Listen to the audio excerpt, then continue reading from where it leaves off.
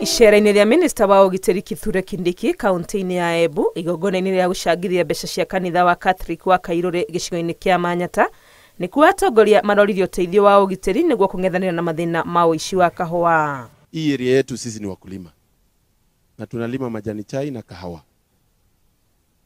Waziri, you know very well, kumekuwa na challenge ya wizi ya kahawa after wakulima wameleta kwa factories.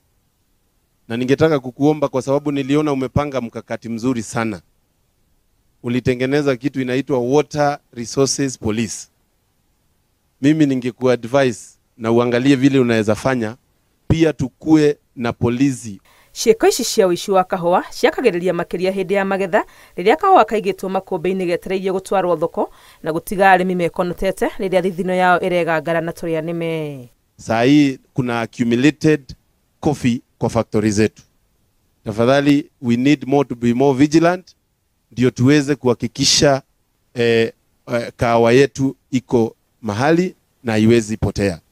Minister Kindiki agĩcokia kĩrĩro kĩa atongoria aya nĩguo eranĩire atĩ thirikari nĩ ĩkũmba gĩkundi kĩa mwanya kĩa maabitha a borithi arĩa megũtũmwo kũrangĩra ithĩi cia kahũa guothe bũrũri-inĩ. Tutatoa ulinzi katika factories zote za kahawa kuhakikisha kwamba katika kaunti ya Embu, Tharaka Nithi, area zote za Mount Kenya na area zote za Kenya ambazo kahawa inakuzwa.